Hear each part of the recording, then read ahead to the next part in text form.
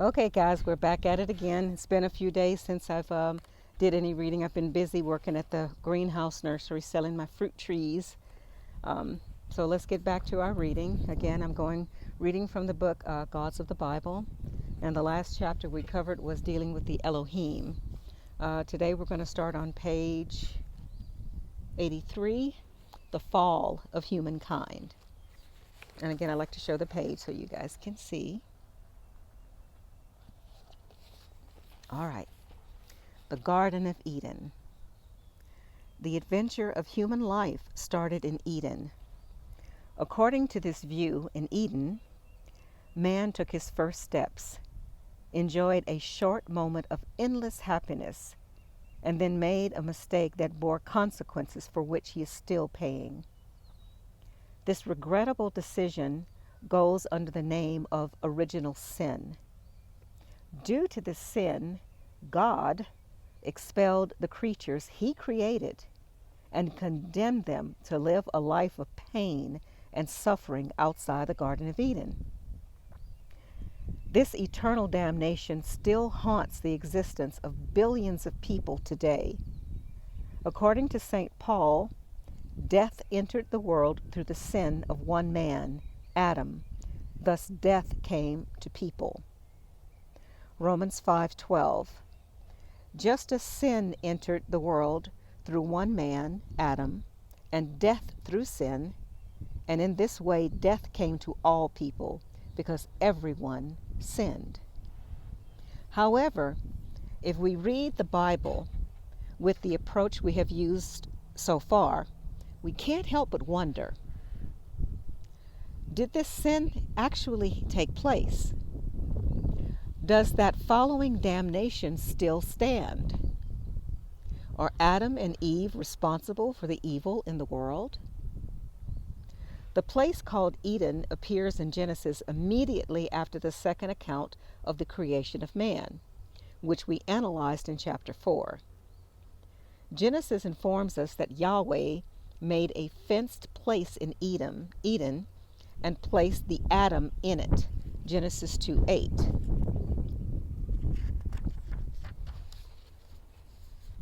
Okay, here again it has the Hebrew text with the English translation underneath it. I'll just go ahead and read it how it reads here.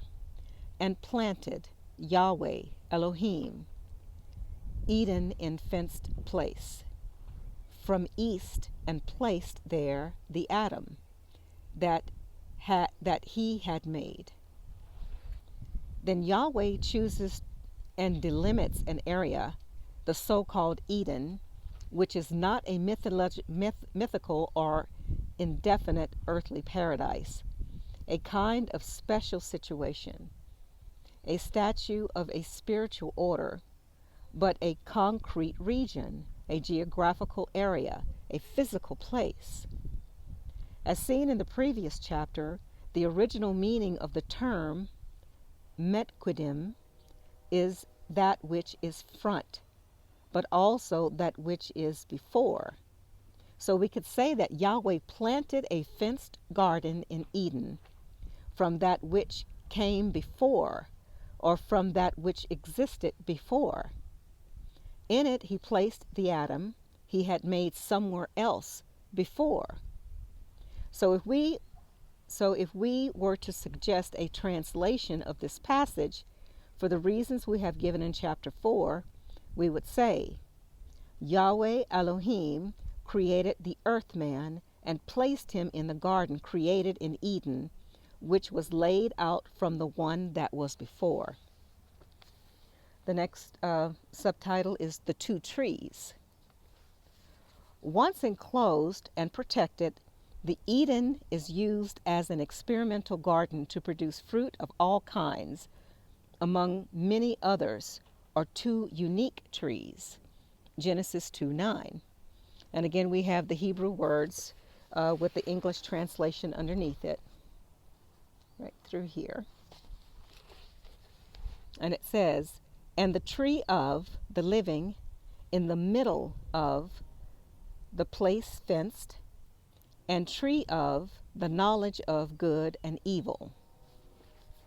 The special trees, as explained in the verses above, are tree of the living, usually translated as life, tree of knowledge of good and evil. While no further details are given for the latter, only the former, the tree of the living, is said to be planted in the middle of the fenced place called Eden. We must now carefully follow the sequence of events. Genesis 2:9. The tree of life is planted in the center of the garden. In contrast, the tree of knowledge does not seem to have an exact location.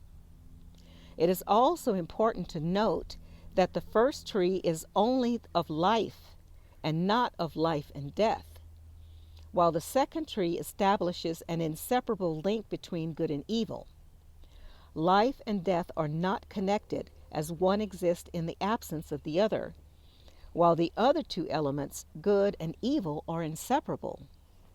Genesis 2:17. Yahweh expressly and exclusively forbids eating the fruit from the tree of the knowledge of good and evil. Since the prohibition does not refer to the tree of life, which we have seen was planted in the middle, can we conclude that for the Elohim it was more serious and possibly dangerous that his creatures experience knowledge than long life? Genesis 3:1 and 2. The serpent tempts Eve and induces her to eat the forbidden fruit.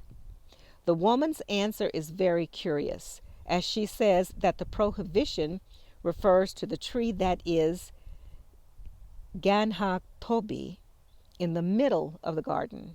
However, we know from Genesis 2:9 that the tree in the middle of the garden is the tree of life, not the tree of knowledge.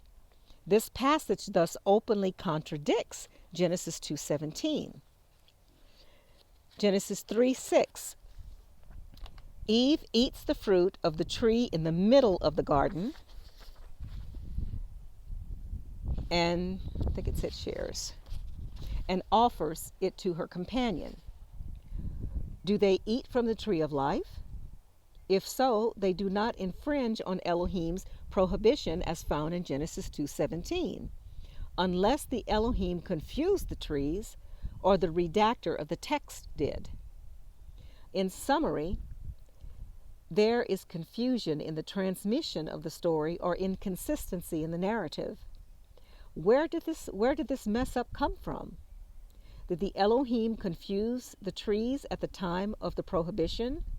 Was the serpent confused when he tempted Eve?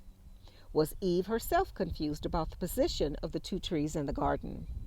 Was the confusion caused by the editor of the first draft or later editors and publishers of the biblical account? We don't know, but the confusion is evident, and the hypotheses to explain it are numerous and varied. Let us consider some of them.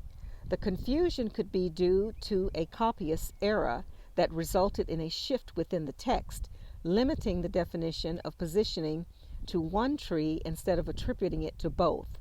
In this case, the fact that the phrase in the middle of the garden comes after the tree of life would mean little.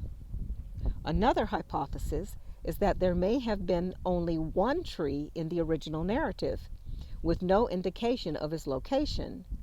Only later was a new second tree inserted. By the time Genesis was written, the narrative material had been circulating in oral form for some time, and the theme of the tree of life or cosmic tree was known to other cultures.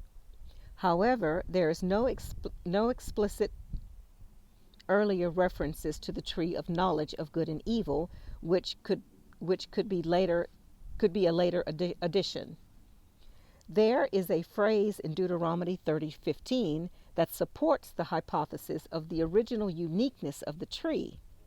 Yahweh says to Moses, I present to you life and good health. Let me do this again.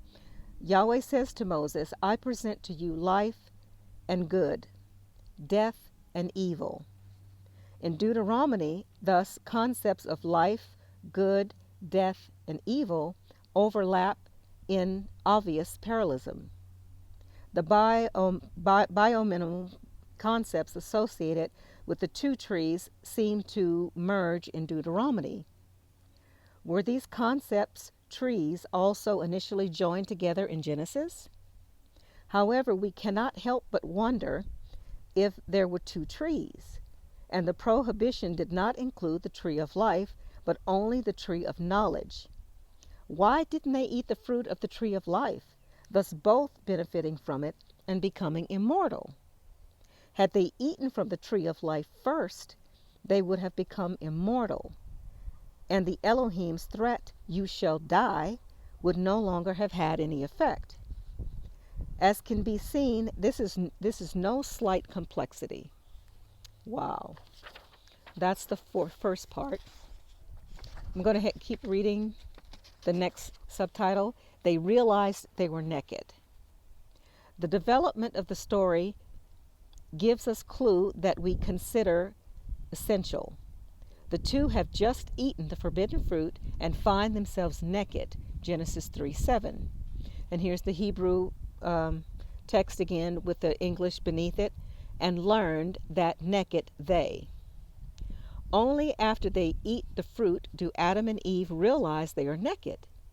So they suddenly experience something they were unaware of before, their nakedness, thus making belts to cover it. In particular, they hide their sexual apparatus. The covering of the rest of the body is not an immediate necessity.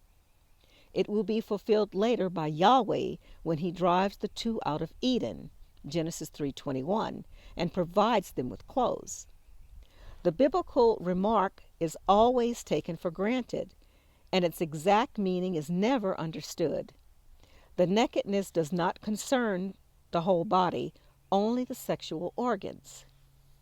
Adam and Eve do not discover with fear and the horror of nakedness of their back, chest, neck, limbs, and breast, but only that of their genitals. In other words, once they eat the fruit, they become aware of their sexuality. More specifically, they become aware of their reproductive power, and the sheer view of their sexual organs was already evident before eating the fruit. We must assume that what astonishes them is not the realization that males and females are different, which was already apparent, as the text admits.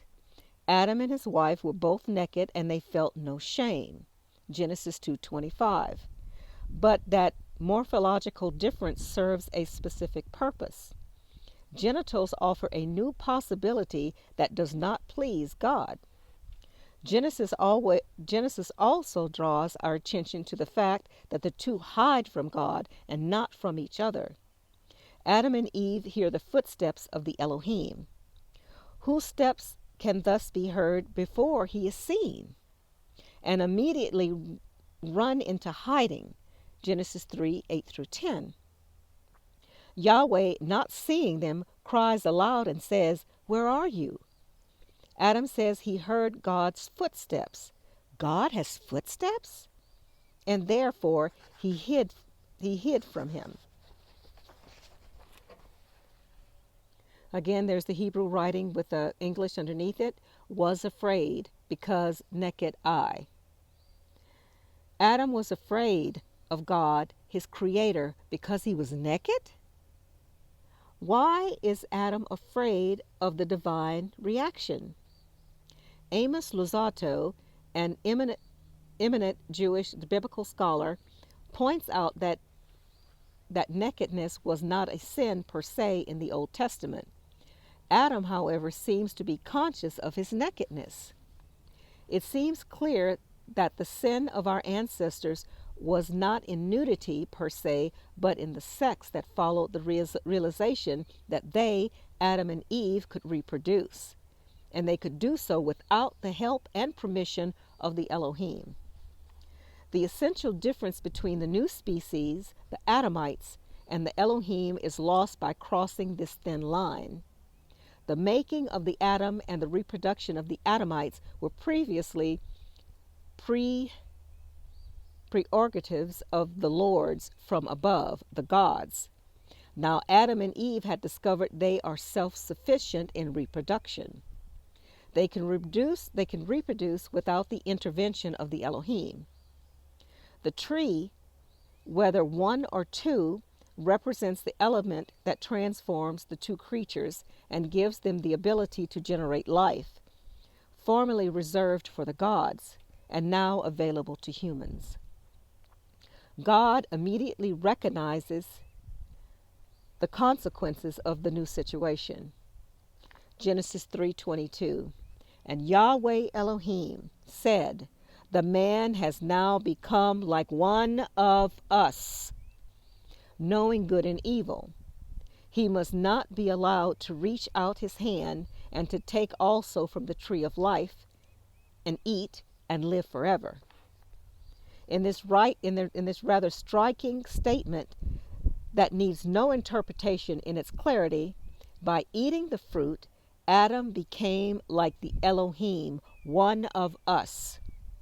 The Adamites have also obtained the procreative power of the Elohim. They are like them. Yahweh understands that this is an epochal event and dissolves the bond of the new species to its creator and makes it autonomous in future demographic expansion. This leads to a situation whose consequences are not even entirely predictable, and those dramatic developments are brought about by the sequence of all those events we have discussed in previous chapters. The intermingling between the sons of Elohim and the daughters of the Adam, the subsequent wrath of God, the flood, the eventual restoration of generic purity of Noah, and so on. Once the gravity of the situation is recognized, the Elohim endeavors to find a solution. He does not want to kill them. He decides to remove the representatives of the new species from the protected and fenced garden where he had placed them. God is afraid of the Adamites, perhaps because he foresees how difficult it would be to control them in the future, and does not want them any more in his garden, his experimental laboratory. To avoid the risk of their return, he places a guard, cherubim, at the entrance of the garden, which proves once again that this was not some paradise, a kind of blissful state from which man would have fallen, but a very precise physical location where one could enter and leave. Wow. Wow. Okay. We're going to stop here on page 89, and we're going to start again. The next subtitle is Knowledge of Good and Evil. I'll catch you guys next time.